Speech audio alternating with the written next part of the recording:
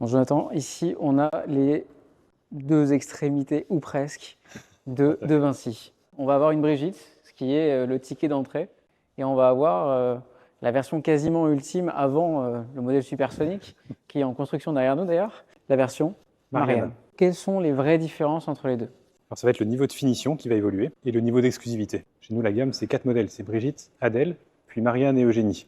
Là, il y a une Marianne et on a le modèle le plus haut de gamme qui est en construction derrière, qui est une Eugénie. La Eugénie, on en fait une par an par continent. Celle-là, c'est celle qui part pour l'Asie. Elle va être livrée au Cambodge à la fin du mois. Sur ces deux modèles, moi je vois deux 6, mais ils ne sont pas du tout faits de la même façon. Ça vient aussi de ces éléments de différenciation. Exactement, je te parlais du niveau de finition qui va évoluer. Dès notre modèle d'entrée de gamme, la Brigitte, là tu parlais du numéro 6, là où on a un stickage sur celle-ci, là ici ça va être peint à la main. Ça va être un ensemble d'éléments où on va vraiment grimper en termes de niveau de finition. Ça va être sur les coloris intérieurs, mais également sur la carrosserie, qui sera soit peinte, soit non. Exactement, sur la Brigitte, on est en carrosserie aluminium, elle reste en carrosserie aluminium. Calandre avant aluminium taillé masse, marchepied aluminium taillé masse, pédalier taillé masse aluminium. Tous les éléments entre les carrosseries également. Tout ce qui assemble la carrosserie, tu as raison, sont en aluminium et restent en aluminium brut. Sur la Marianne, on choisit jusqu'à son châssis, jusqu'à la couleur de son châssis. La couleur évidemment extérieure de la voiture. Je n'ai pas un catalogue avec 10 couleurs, on n'a vraiment pas de limite de couleurs. Dans une marque, généralement, une identité de gamme, une cohérence de gamme, ça vient par une face avant et une calandre. Et là, en l'occurrence, entre Brigitte et Marianne, on a deux calandres et deux faces avant totalement opposées. Voilà, donc ça, c'est la calandre en effet des modèles les plus haut de gamme chez De Vinci.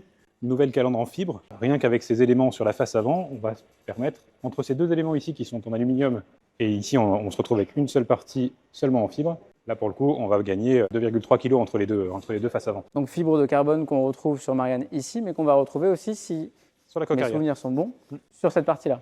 À l'intérieur, est-ce qu'on a des vraies grosses différences?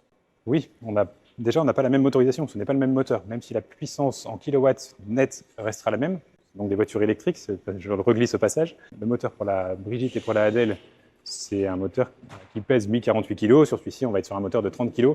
C'est un ensemble d'éléments qui, mis bout à bout, vont nous permettre aussi de gagner beaucoup de poids sur les modèles les plus haut de gamme, ce qui va évidemment contribuer à un niveau de performance et un plaisir de conduite encore accru, ça c'est clair. Combien de kilomètres en balade on va pouvoir faire en une seule charge, vu qu'on est sur un véhicule électrique? En mode économique, on fait plus de 200 km. On fait 220 km, c'est ce que je fais, c'est ce que nos clients font avec leur voiture en mode économique. Et donc si on s'arrête dans un petit bouchon du coin dans un village, le temps d'un repas d'1 h 30 En 1 h 30, on va recharger, on va gagner 100 km sur une borne de type 2.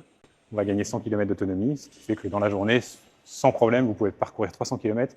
Je vous mets quand même au défi de faire 300 km par les petites routes de campagne françaises. Encore une fois, on est complètement dehors. C'est assez... c'est vivant.